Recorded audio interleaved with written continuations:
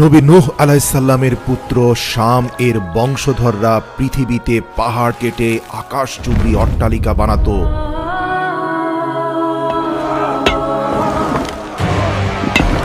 নিজেদের শক্তি, প্রযুক্তি আর সক্ষমতার অহংকারে অন্ধ এ জাতির সর্দারের বক্তব্য তুলে ধরে পবিত্র কোরআনে মহান আল্লাহ তাআলা বলেন, ওয়াকালু মান আশাদ্দু মিন্না কুওয়া, আমাদের চেয়ে শক্তিশালী আর কে আছে? আদ জাতির সর্দারের এ দাম্ভিক বক্তব্য শুনে রাষ্ট্রীয় এক অতিথি প্রতিবাদ করে বলেছিল, ভুলে যাবেন না, আপনাদের পূর্বপুরুষ নবী নূহ আলাইহিস সালামের দোয়ার বরকতেই আপনারা আল্লাহর নিয়ামত প্রাপ্ত হয়েছেন। আজ উঁচু উঁচু দালান কোঠা বানাচ্ছেন আর আল্লাহর তরফ থেকে শারীরিক সক্ষমতা ও মানসিক শক্তি পেয়েছেন। তাই অহংকারী না হয়ে আল্লাহর প্রতি কৃতজ্ঞ হওয়া উচিত। সমালোচনা সহ্য করতে না পারা অহংকারে অন্ধ আদ জাতির সেই সর্দার সাথে সাথে সেই রাষ্ট্রীয় অতিথিকে হাত পা বেঁধে মরুভূমির বুকে নিক্ষেপ করে বললেন, দেখি আগামী 3 দিনের মরুঝড়ে তোমার আল্লাহ তোমাকে সাহায্য করে কিনা।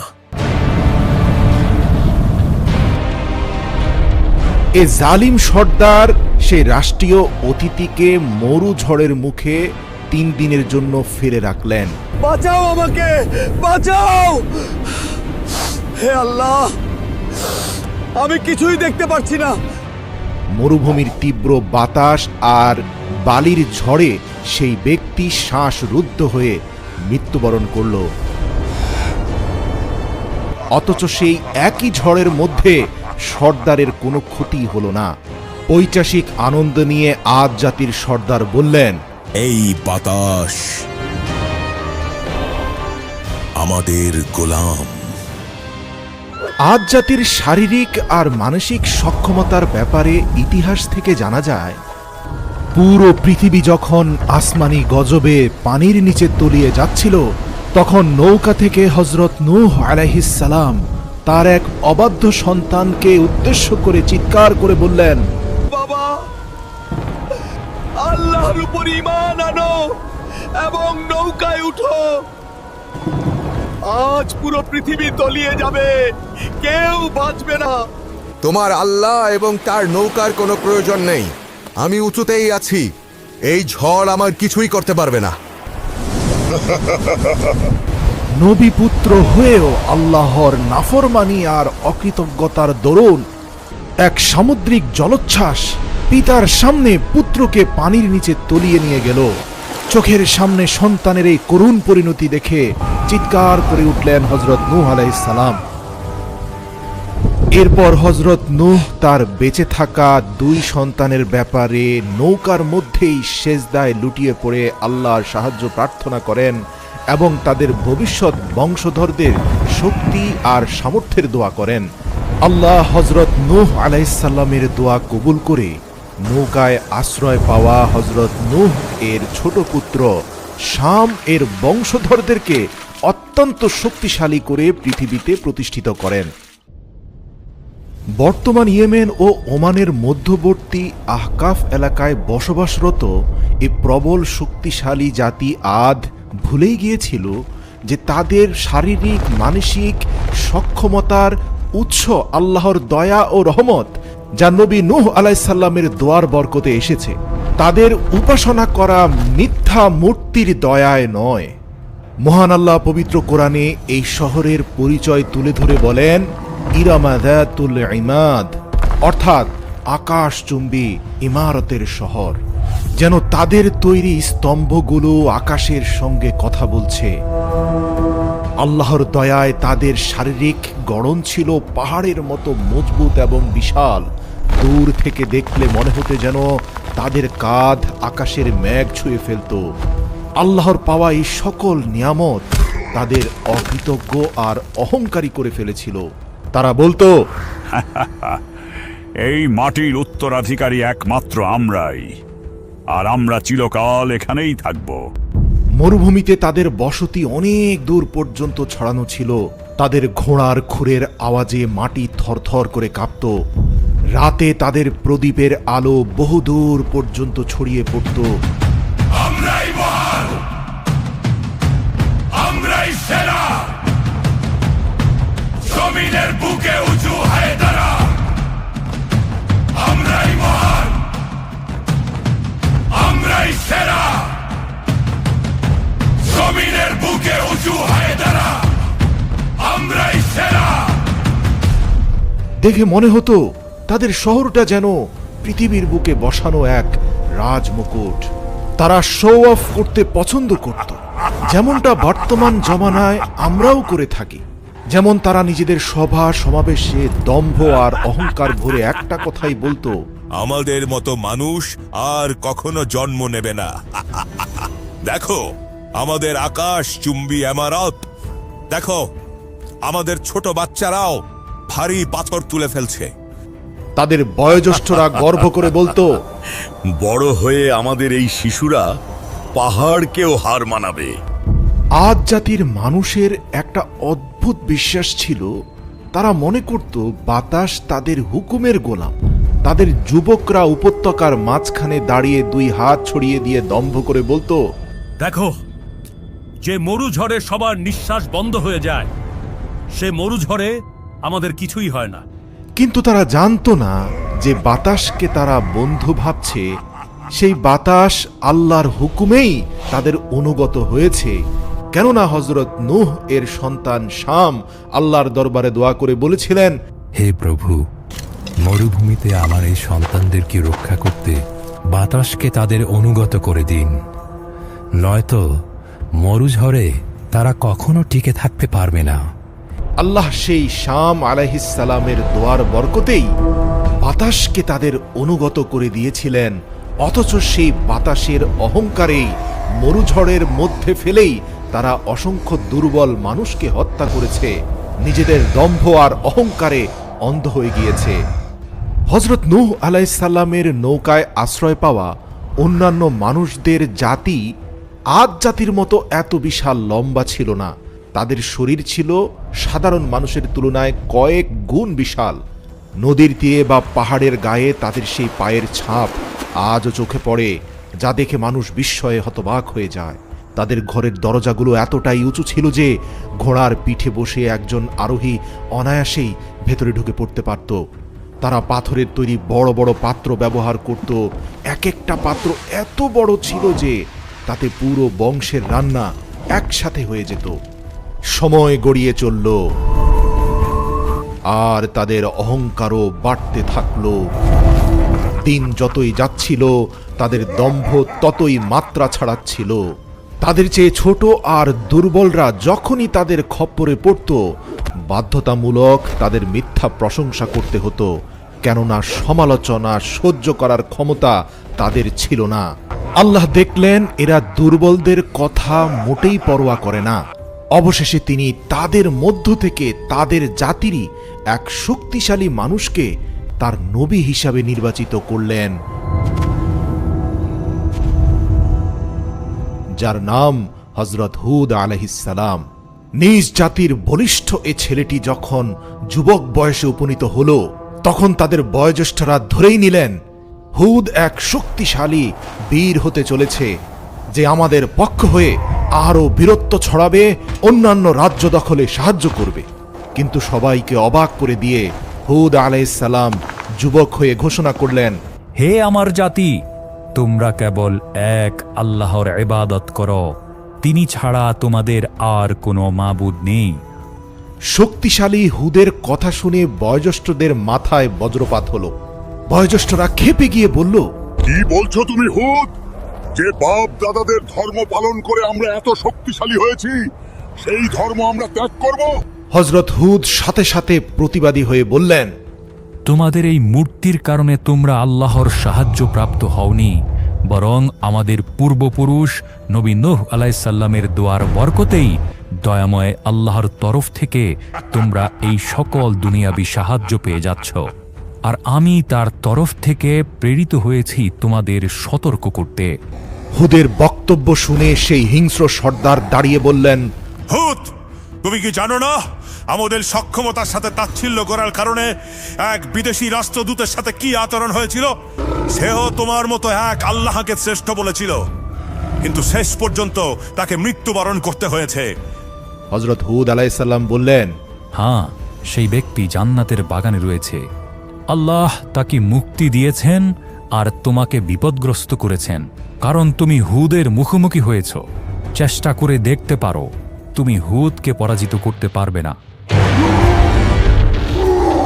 ক্ষিপ্ত সেই সর্দার হুদের উপরে ঝাঁপিয়ে পড়লেন, অথচ হযরত হুদ আলাইহিসসালাম লোকজন বুঝে ওঠার আগেই আদ জাতির সর্বশ্রেষ্ঠ বীর তাদের সর্দারকে কুপকাত করে ফেললেন। মূলত আল্লাহ তাআলা নবী হুদ আলাইহিসসালামকে আদ জাতির অহংকার এবং দম্ভ চূর্ণ করতে তাদের মধ্য থেকেই সবচেয়ে শক্তিশালী করে পাঠিয়েছিলেন, যাতে তিনি স্পষ্ট করে সবাইকে বুঝিয়ে দিতে পারেন এই শারীরিক সক্ষমতার মালিক এক এবং অদ্বিতীয় আল্লাহ। এবং হুদ আলাইহিসসালামের এই স্পষ্ট নিদর্শন দেখার পরেও যারা ঈমান আনবে না, তাদের পরিণতি হবে ভয়াবহ। হযরত হুদ আলাইহিসসালাম সেই সর্দারের বুকে পা রেখে প্রকাশ্যে বললেন, দেখো, রাষ্ট্রীয় নিয়ম অনুযায়ী যে সর্দারকে পরাজিত করে সেই সর্দার হয়, কিন্তু আমি কোনো রাষ্ট্র ক্ষমতা চাই না। আমি তোমাদের উপর এমন এক আযাবের ভয় করছি যার ভয়াবহতা তোমরা কল্পনাও করতে পারবে না। আমি চাই তোমরা সকল মূর্তি ভেঙে এক এবং অদ্বিতীয় আল্লাহর ইবাদতে মগ্ন হও, নিজেদের অহংকার এবং দাম্ভিকতা ত্যাগ করো। কিন্তু যাদের অন্তর অহংকারে ভরে গেছে, ভালো কথা যেন তাদের হৃদয়ে এমনভাবে ধাক্কা খায় যেমন পাথরের দেয়ালে পাথর ধাক্কা খায়। হুদ আলাইহিসসালাম হাল ছাড়লেন না। তিনি প্রতিদিন তাদের বাজারে, রাজপ্রাসাদে, ঘরে ঘরে গিয়ে সত্যের দাওয়াত পৌঁছে দিতে থাকলেন। তারাও হুদের সাথে বল প্রয়োগে পেরে না উঠে তাকে তাচ্ছিল্য আর পাগল সাব্যস্ত করতে লাগলো। হুদ, তাদের বয়োজ্যেষ্ঠরা বলতো, তোমার কথায় যদি সত্যি কোনো জোর থাকতো তবে তো আমাদের এই প্রাসাদগুলো কাঁপতে কাঁপতে ভেঙে পড়তো। কখনো কখনো বাচ্চারা হুদের গলার স্বর নকল করে তাকে ব্যঙ্গ করত। আবার অনেকেই রাস্তায় হযরত হুদ আলাইহিসসালামকে আসতে দেখলে অন্য রাস্তায় চলে যেত। একদিন হুদ আলাইহিসসালাম তাদের রাজসভায় উপস্থিত হলেন। সেখানে তাদের সর্দাররা সোনার সিংহাসনে বসেছিল। হুদ আলাইহিসসালাম তাদের বললেন, তোমরা স্পষ্ট বুঝতে পারছো আমি আল্লাহর তরফ থেকে তোমাদের জন্য সত্য বাণী নিয়ে উপস্থিত হয়েছি, আর তোমরা আল্লাহর স্পষ্ট নিদর্শন আমার মাঝে দেখতে পেয়েছ। এ পর্যন্ত কেউ আমাকে মুষ্টিযুদ্ধে পরাজিত করতে পারোনি। তোমরা কি বিশ্বাস করো আমি তোমাদের মাঝে সবচেয়ে শক্তিশালী? সর্দাররা সকলেই মাথা নেড়ে বলল, হ্যাঁ হুদ, আমরা বিশ্বাস করি আমাদের মূর্তির দয়ায় তুমি আমাদের মাঝে সবচেয়ে শক্তিশালী। হুদ আলাইহিসসালাম তাদের কথা শুনে প্রচণ্ড হতাশা নিয়ে বললেন, তোমরা আল্লাহর ইবাদত করো, তিনি ছাড়া তোমাদের কোনো মাবুদ নেই। তোমরা তো কেবল মিথ্যা উদ্ভাবন করছো। হুদ আলাইহিসসালাম তাদেরকে আরো বললেন, যদি বিশ্বাস করে থাকো আমি তোমাদের মাঝে সবচেয়ে শক্তিশালী, তবে আমি সেই শক্তির কসম করে বলছি, আমাদের সকলের শক্তির উৎস একমাত্র মহান আল্লাহ তাআলা। যদি তোমরা আমার বাণী শুনে জমিনের বুকে দম্ভ, অহংকার এবং জুলুম পরিত্যাগ না করো, তবে তিনি তোমাদের ধ্বংস করতে এক বিধ্বংসী বায়ু ঝড় প্রেরণ করবেন। আদ জাতির সর্দার এবং বুজুর্গরা অট্ট হাসি দিয়ে নবী হুদকে বলল, হুদ, যে বাতাস আমাদের অনুগত, আমাদের হাতের ইশারায় উঠ বস করে, সে বাতাস দিয়ে তুমি আমাদের ধ্বংস করার ভয় দেখাচ্ছ। যদি সে আযাব আসেও আমরা আমাদের শক্তি দিয়ে তার রুখে দেব।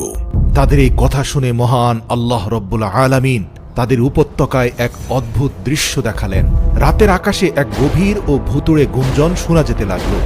শব্দটা মেঘের গর্জনের মতো ছিল না, আবার বিদ্যুতের চমকের মতো নয়। যারা উপত্যকায় দাঁড়িয়েছিল তাদের মনে হতে লাগলো দূর থেকে কেউ যেন অশরীরীভাবে তাদের ডাকছে। দু একজন ভয় পেলেও তাদের অধিকাংশ লোকেরা সেই শব্দ শুনে একে অপরকে বলল, আরে ভয়ের কিছু নেই, এ তো পাহাড়ের পাশ দিয়ে বাতাস প্রবাহের শব্দ। এ সবই আমাদের দেবতাদের রহমত। তখন হযরত হুদ আলাইহিসসালাম বললেন, এটা কোনো রহমতের ডাক নয়, এটা এক ভয়াবহ সতর্কবার্তা। দ্বিতীয় রাতে মাটি হালকা কেঁপে উঠল, কিন্তু সেই কম্পন দেখে অট্টহাসি দিয়ে আদ জাতি বলে উঠল, দেখো, মাটিও আমাদের শক্তি দেখে ভয় পায়। কিন্তু তারা জানতো না এটাই ছিল মাটির শেষ প্রতিবাদ। অবশেষে আল্লাহর চূড়ান্ত ফায়সালা চলে এলো। সবার আগে তাদের গ্রাস করল এক ভয়াবহ খরা। পূর্ণাঙ্গ রূপে তাদের ধ্বংস করে দেওয়ার আগে শেষ সুযোগ হিসাবে তাদের জাতির উপর আল্লাহ তাআলা টানা 3 বছর আকাশ থেকে কোনো বৃষ্টি বর্ষণ করেননি। নদী নালা সব শুকিয়ে গেল, কুয়াগুলো একদম পানি শূন্য হয়ে গেল, মাটি ফেটে পাথরের মতো শক্ত হয়ে গেল। মানুষ হাহাকার নিয়ে আকাশের দিকে তাকিয়ে থাকত, কবে বৃষ্টি আসবে, কিন্তু আকাশ কোনো উত্তর দিচ্ছে না। এ যেন এক ভয়ঙ্কর নীরবতা। একদিন সেই অহংকারী সর্দারকে তৃষ্ণার্ত অবস্থায় দেখে হুদ আলাইহিসসালাম বললেন, মনে আছে মরুভূমির তৃষ্ণার্ত নিষ্পাপ মানুষদের কথা? আরে এ তো সামান্য সমস্যা, আমরা হলাম শক্তিশালী মানুষ। হযরত হুদ আলাইহিসসালাম বুঝতে পারলেন এরা ধ্বংস হওয়ার আগ পর্যন্ত ঈমান আনয়ন করবে না। মহান আল্লাহ তাআলা দ্বিতীয় বছরের মতো তাদের উপর আবারও খরা চাপিয়ে দিলেন। পিপাসায় তাদের জিভ শুকিয়ে গেল।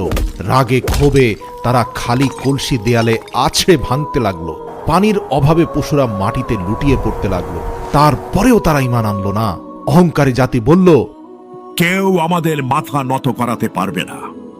আর তৃতীয় বছরেও যখন আবারও খরা দেখা দিল, আদের জমিন থেকে সেই হাসি, সেই অহংকার আর সেই দারাজ কণ্ঠস্বর একদম হারিয়ে গেল।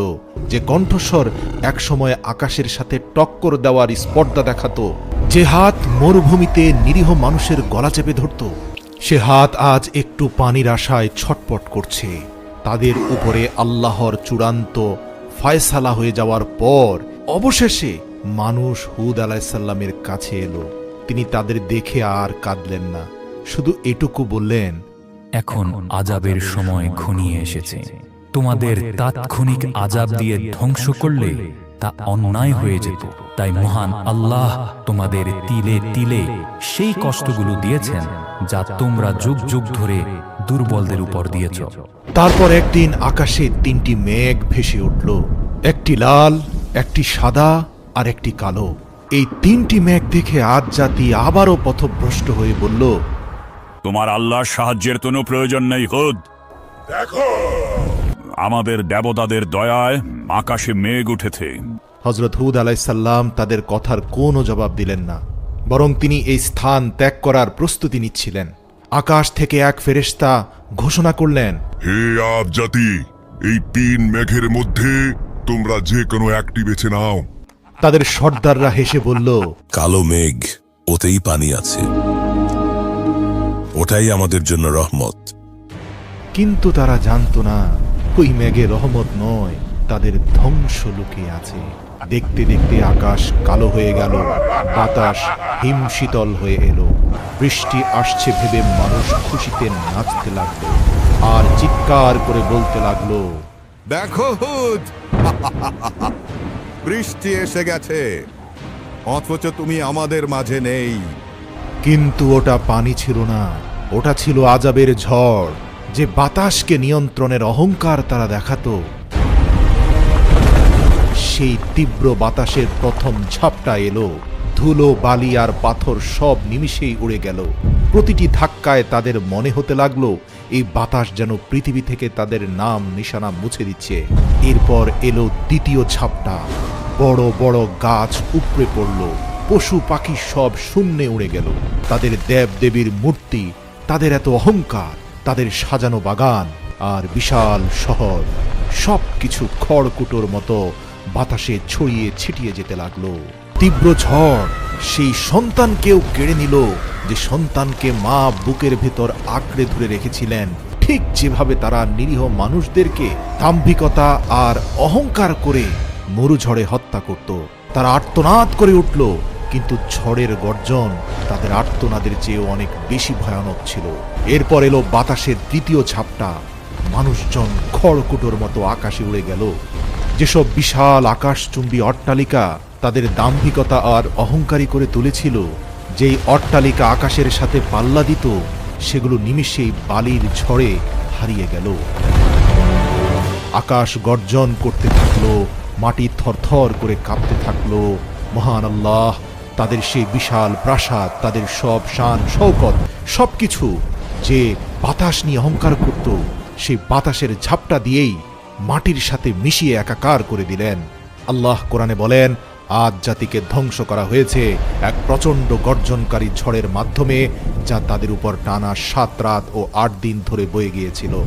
ঝড় থামার পর চারদিকে শুধু তিন পতন নীরবতা, পড়ে রইল শুধু বালির সমুদ্র, আর তার উপর মানুষের লাশগুলো এমনভাবে পড়েছিল যেন সব উপড়ে পড়া খেজুর গাছের ফাঁপা কাণ্ড। কিন্তু যারা হযরত হুদ আলাইহিসসালামের কথায় বিশ্বাস করেছিল এবং ঈমান এনেছিল, আল্লাহ কেবল তাদেরই রক্ষা করলেন। বিশ্বাসীদের পাহাড়ের একটি গুহায় নিরাপদে আশ্রয় দিলেন আল্লাহ। সেখানে হযরত হুদ আলাইহিসসালাম দোয়া করলেন, হে আমার রব, আপনি পরম দয়ালু, আমাদের সেই পথে অটল রাখুন যে পথ আপনার দিকে নিয়ে যায়। হুদ আলাইহিসসালাম যখন পাহাড়ের উপর দাঁড়িয়ে সেই ধ্বংসস্তূপের দিকে তাকালেন, তখন তার দু চোখ বয়ে পানি গড়িয়ে পড়ল।